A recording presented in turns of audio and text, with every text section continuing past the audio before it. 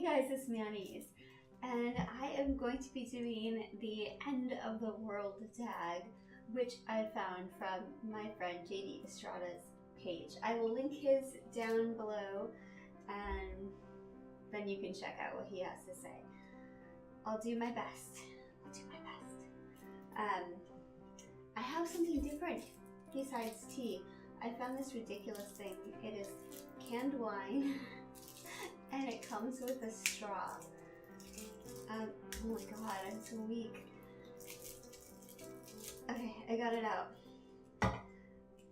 I love ridiculous things, so I thought, why not have a ridiculous thing for this tag?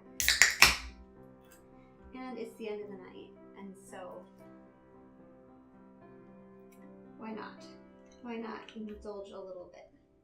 Look at that, it's so ridiculous, it's so cute. Okay. And it's good. Number 1, an earthquake. Earthquakes separate the ground into multiple pieces. Favorite book with multiple perspectives. I'm gonna give it to Game of Thrones because George R.R. Martin has so many viewpoints and he has to keep them all straight and they all sound distinctive. I've read the books and it's insane how he goes through all these different people to build the story. Just insanity. I've read a lot of books where it goes between 2 different perspectives, but not very many that are George R.R. Martin level, because my goodness, how much chaos. Whenever people complain about how long he's taking to write them, I think with each book, there must be so many layers to remember. And then beyond all of the world building and everything that he's made there, he has so many perspectives. There'd be so much to check to make sure that you're not getting something wrong. So, Game of Thrones.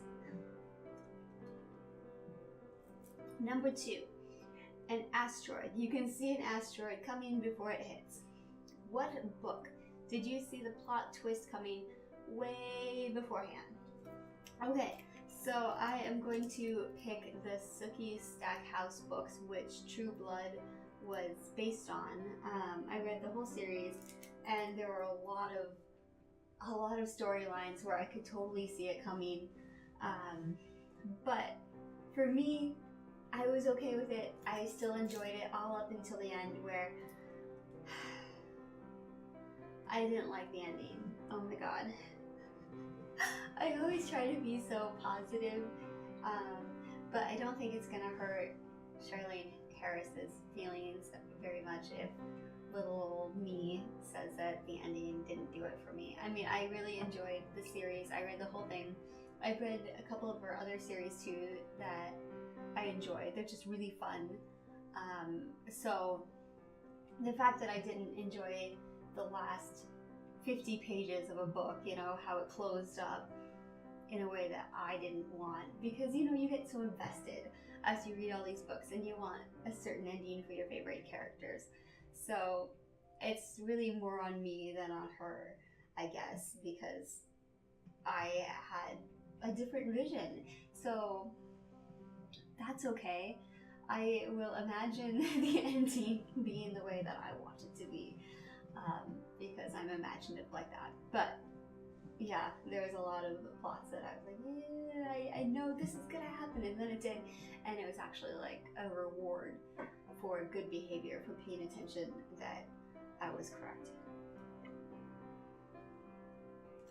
Okay, number 3, an epidemic, a disease that everybody seems to be contracting. What book does everybody seem to be getting that you don't want? Okay, so for me, I don't want to read 50 Shades of Grey or any of its sequels or any book that's in the BDSM genre, because for me, I don't like that stuff, personally. And pretty much everybody I knew, my coworkers, they all read it, and they were raving about it, and it didn't convince me to buy it, because when I hear the premise, and even for, like, I read a lot of romantic suspense, which I've talked about, but I never like the premise of a powerful businessman and then an innocent, naive girl. It always makes me kind of like throw up in my mouth a little bit, to be honest. I don't like power imbalance in a relationship. It makes me sick to my stomach. But this is very personal. And you know, it's a fantasy, right? Like a very romantic, sensual fantasy, and that is not my fantasy. I don't like power imbalance at all. I don't want one person to know so much more because they're older, or just have more power because they have so much more money and they can control the other person. So, I mean, I didn't even read the book, so this is just my opinion based off of what I've heard from people. But that's not a fantasy that I like. So, haven't read it, not going to read it. That's that. Number 4, a tsunami. Tsunamis flood everything. What book flooded your thoughts and you couldn't get your mind off of it or stop thinking about it? For me, Anarfell by Joshua Robertson and J.C. Boyd. I read that book and it was so vivid. The descriptions of walking across this tundra, and for me, I'm from Canada, and when they're walking through and that feeling of cold and the sky, all of that, for me it was very easy to visualize, and in fact I dreamed about that world as I was reading the book series. Well, the book, I said series because that ties into this whole world that they've made, that I'm also continuing to read the other books, but this one, it can stand alone. So anyway, that's getting off topic. But I couldn't stop thinking about it. I dreamed about it, and as I was reading it, I really got into it so much, and I felt for the characters, and I took sides, and then I switched sides, and I think that's a wonderful book that can make you do that, you know, just consume you for the duration of the time that it takes to read it, and then stay with you and make you want to walk kind of on those dark northern lanes and think some more. Number 5. Okay, nuclear war. Oh dear. The battle of all battles between humans. Favorite human fight in a book. This was a super hard one for me because usually if I'm thinking about the battle, it's not good for me. I want to be so immersed in the experience in the book that I'm not thinking about, oh god, this is my favorite battle. Yeah, I just don't. I want to be so in it that I don't think about it, which actually happened with the latest Joshua Robertson book that I'm reading, Malcorca. I was so involved in this wizard fight that so I was supposed to pick somebody up, and they were just standing in front of me like, come on, I'm here, and I'm just so that's a good one. And I really liked in Game of Thrones and if you haven't seen this or read it, but anyway, in Game of Thrones, I'm so bad, Tyrion, when he decided to use the fire on the water, for me, that I love when you're down, the person's down, and they have to use their cleverness rather than the physical strength of their army to win. I mean, look at me, right? I like to see the little guy with the brain win, because it gives me hope, because I'm certainly not going to win on brawn. Unless I have a brawny warrior fighting for me. But, which happens in Game of Thrones as well, which I also enjoy. And that usually involves Tyrion again, right? So I really like that when Bronn fights. I need a Bronn always fighting. Anyway, yeah.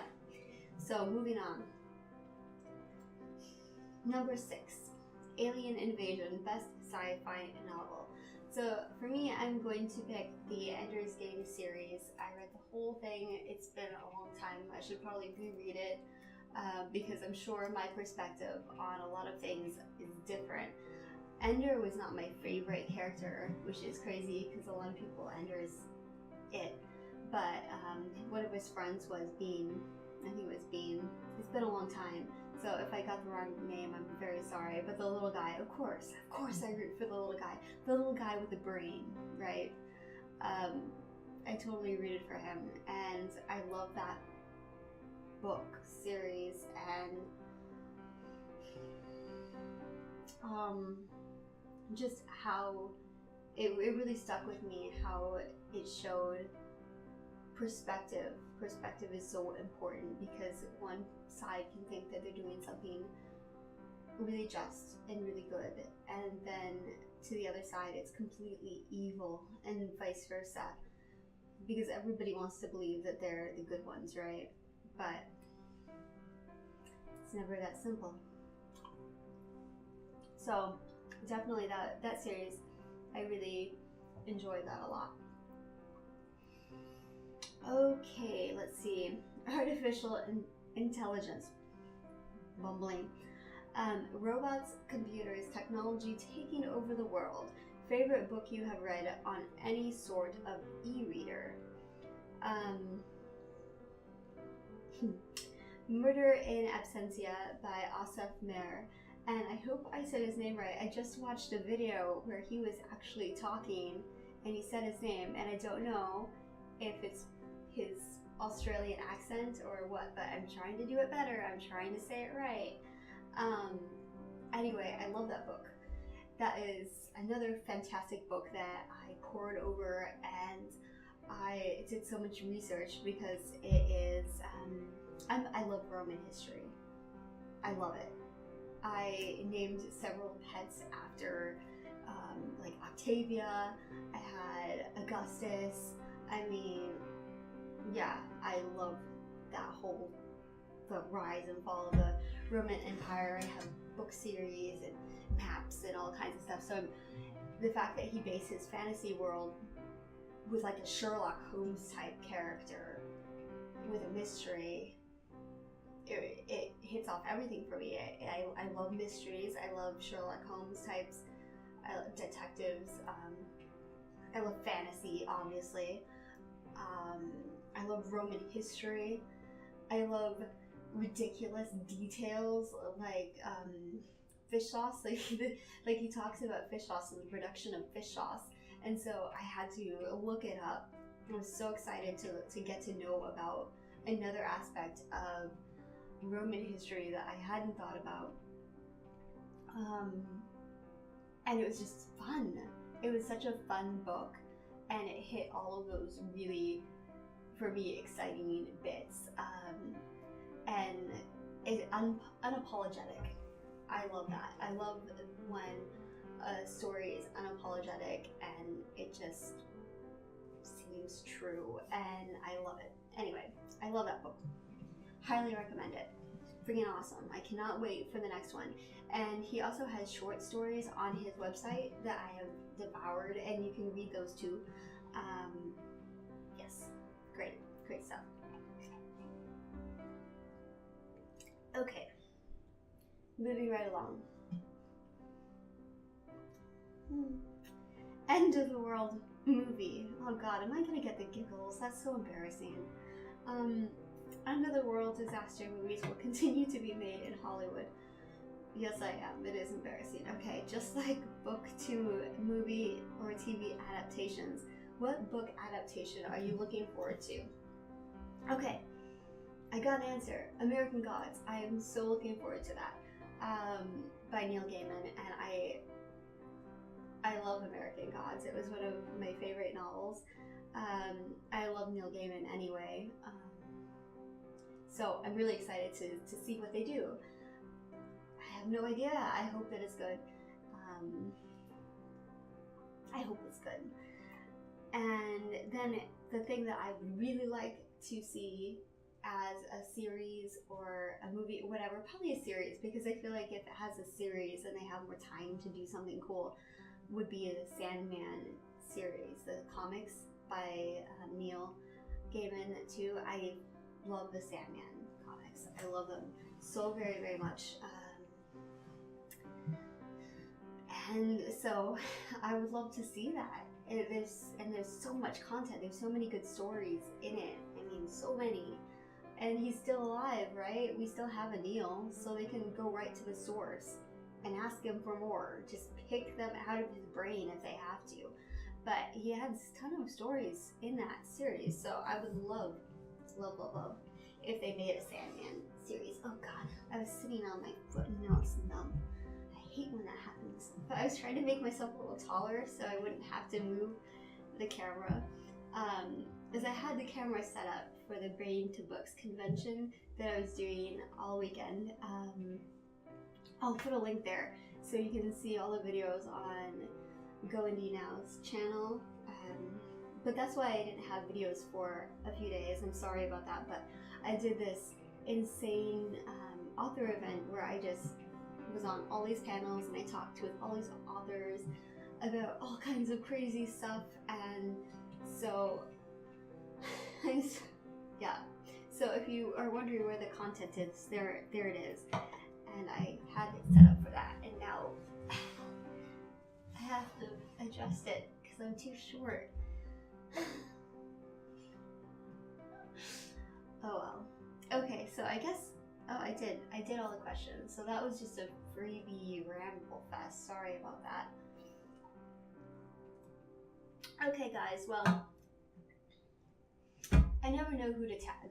So I'm going to tag Joshua Robertson because I know that he wants to have more video ideas, even though he's probably really busy and I don't know when he'll get to it. But he might get to it soon, who knows? I'm tagging you, Joshua. Alright, I am going to drink this and probably get more giddy. I hope that you have a beverage too. I usually say tea, but a beverage.